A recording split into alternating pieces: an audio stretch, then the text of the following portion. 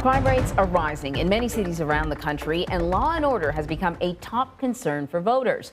In today's Maryland primary, Democrats are testing each other in their crime-fighting credentials, less than 2 years after the era of defund the police. So Caitlin Huey-Burns looks at the new reality in Maryland. Crime is definitely a concern. For Baltimore teacher Angela Chambers, crime in her city is more than just a headline. We as a community, and I mean people, I mean politicians, from the base all the way up, have to unite together to decide what are we going to do. It's an issue front and center of the Democratic primary for governor in Maryland. I'm Doug Gansler, running for governor. As former attorney general, I have the experience and plan to tackle crime now. Wes has a plan. He'll help get guns off our streets. The crime issues that we're confronting here are not unique to Maryland. Tom Perez running for governor. Tom Perez chaired the Democratic National Committee in 2020 when some activists pushed for scaling back police budgets and prosecutions in the wake of George Floyd's murder. What I have said is we need to work together and invest in making sure police departments are effective and are respecting the Constitution. Gansler advocates for adding 1,000 police officers statewide. On Tuesday, we are going to stand up and make our voices heard. While Wes Moore, a former nonprofit executive endorsed by Oprah, says root causes must also be considered. This is a major issue for people. People want to feel safe. The candidates that are going to be rewarded are the candidates who are really thinking holistically. The executive director for Progressive Maryland says it will all come down to which candidate can convince the party's base. Democrats have had a tough challenge making sure that populations that are concerned about safety also feel like they're being serious about addressing violence in their communities. So Caitlin's joining us now from Washington with more on all of this. Caitlin, another race to watch is between Governor Larry Hogan's pick, Kelly Schultz, and a Trump-endorsed candidate, State Delegate Dan Cox. Of course, we always like to watch these races to see, what is the Trump influence? How close is this race, and what challenges does it present to state Democrats come November?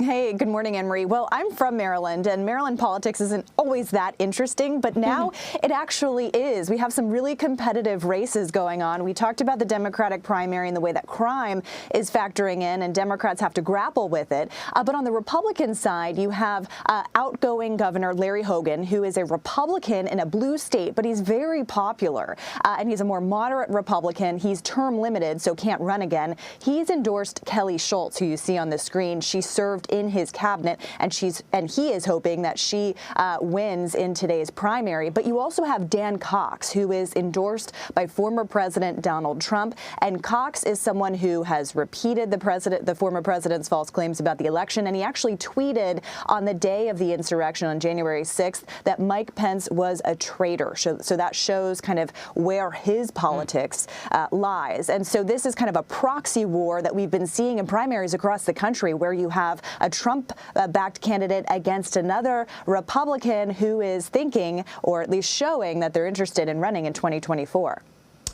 So why just scroll that prompter up. Nope. So let's talk about why it may take a few days before we know the official results from today's primaries. Yeah, well, Maryland is interesting because the election laws on the books say that you can't start processing mail-in ballots until Thursday. So that means they can't even start opening and processing those ballots until a couple days from now. And so election officials that we spoke to in the state, as well as the candidates themselves in the state, are preparing for a while before all the votes are counted and calculated and tabulated to get an actual winner. Now, Maryland had the option, the governor had the option of changing the state law, and they didn't. And so this is an interesting kind of dynamic where we saw this in 2020, where states couldn't start processing mail-in ballots and how long that took to actually get those counted. So everybody we've been talking to in the state said, don't hold your breath for results today or tomorrow or even this week. It's probably going to be a while before we get results. And so then what else are you watching? Well, Maryland is a really interesting state politically because it is a blue state. It votes reliably for the Democratic candidate for president. Most of the congressional delegation is Democratic as well, with the exception of a couple of Republicans. But what's interesting about Maryland is that it has been governed by Larry Hogan for 2 terms, who's a Republican who's very popular in the state. He got good grades from voters for his handling of the pandemic, and he hasn't been afraid to go after Donald Trump. He's been very critical of him and his party. And so this is a really big test for whether that kind of brand of politics can translate down to the candidate that he endorsed, or if Democrats do really have a shot at flipping this. What's really interesting to watch here is that Democrats have actually been propping up Dan Cox, that Republican candidate for governor in that primary who's endorsed by Donald Trump, because they think that he would be the easiest to beat in November. So that's a dynamic that we're watching in other primaries. Democrats getting involved on the Republican side, trying to prop up candidates that they think are vulnerable and could be beaten by the Democratic candidate. So we'll see if that pays off in that primary. All right, Caitlin Huey-Burns for us. Thank you, Caitlin. Thank you.